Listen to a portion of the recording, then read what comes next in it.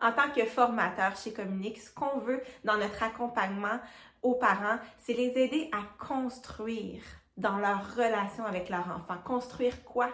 Construire la confiance, construire la sécurité, construire une estime personnelle qui est solide, construire la confiance.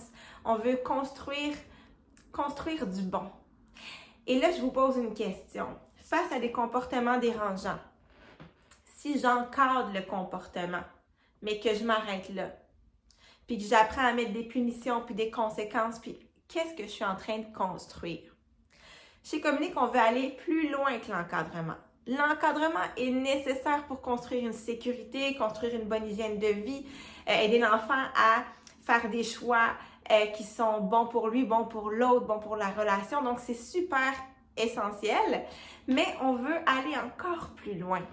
On veut aider l'enfant à développer les bons comportements. On veut encourager l'émergence de ces bons comportements-là. Donc, on ne veut pas juste arrêter le mauvais comportement. On veut aider le parent à construire avec son enfant les bonnes attitudes, les bons comportements. Puis quand on dit bon, ça veut dire que c'est bon pour l'enfant lui-même, c'est bon pour l'autre et c'est bon pour la dynamique familiale, les relations. Alors, chez Communique, on enseigne un mode d'emploi comportemental, c'est-à-dire qu'on apprend avec le parent à voir au-delà du comportement, c'est quoi le besoin qui est caché derrière le comportement. Donc, on apprend, oui, à encadrer les comportements, mais on apprend à nourrir le besoin qui se cache derrière avec des petites micro-interventions en amont qui vont faire en sorte que l'enfant va, en étant comblé dans son besoin, n'aura plus à mimer ses souffrances par des comportements dérangeants. Et on aborde les 8 besoins psycho-émotionnels qu'on a établis chez Communique qui font en sorte que l'humain se développe adéquatement sur le plan comportemental quand il est comblé dans ces besoins-là. Donc, on donne accès aux parents à toutes sortes d'outils pour décoder les besoins des enfants et y répondre et nourrir ces besoins-là. Et on aime bien faire le parallèle pour imaginer tout ça avec une plante.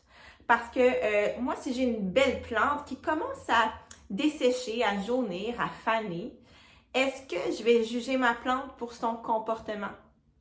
Est-ce que je vais me dire, hey, après tous les bons soins que je t'ai donnés, là, c'est ça, tu fanes. Tu veux me faire passer pour une mauvaise jardinière? Je vais te montrer, moi, c'est qui mène. Puis je vais te priver d'eau puis d'engrais pendant 2 semaines, on va voir si tu vas continuer de me niaiser. Il me semble que c'est pas le type de réaction qu'on a habituellement d'instinct. Là, quand je vois que ma plante commence à dessécher, je vais tout de suite me questionner de quoi elle a besoin. Tout de suite, mon attention est mise sur un besoin. Je n'attribue aucune mauvaise intention à ma plante. Je suis juste consciente qu'elle est en train de me communiquer par son comportement, le fait de faner, un manque. Donc, est-ce qu'elle a besoin d'eau, d'engrais, d'ensoleillement, d'être transplantée? Et à la lumière de cette réflexion-là, je vais poser des actions. Je vais observer, est-ce que ma plante commence à reprendre de la vigueur ou elle continue de faner? Et selon ce que j'observe, je vais me réajuster puis je vais continuer de nourrir ses besoins. On enseigne aux parents dans la formation Parents guides et complices à développer ce réflexe-là, de se questionner tout de suite sur les besoins de l'enfant, avoir un nouveau regard. L'enfant ne fait pas ça pour me nuire.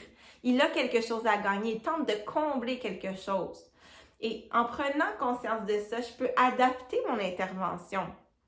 Ce qui fait que j'arrête de percevoir mon enfant comme étant méchant, mal intentionné et je perçois simplement un enfant qui tente avec toutes ses ressources de me communiquer des besoins. Donc oui, quand il y a un comportement qui dérange, naturellement, je l'encadre, mais je vais beaucoup plus loin que ça en nourrissant aussi le besoin qui se cache derrière le comportement par plein de petites interventions en amont. Toi aussi, tu aurais envie de transmettre ces beaux enseignements-là à des parents qui ont envie d'en apprendre plus, qui ont envie de se perfectionner dans leur rôle parental ou simplement de sortir de la culpabilité. Je t'invite à t'inscrire à notre webinaire gratuit qui va avoir lieu sous peu pour en apprendre plus sur le rôle de formateur, sur les enseignements qui sont transmis et sur tout ce que ça peut nous apporter sur le plan personnel de devenir formateur, parent guide, parent complice chez Communique. Au plaisir de te retrouver.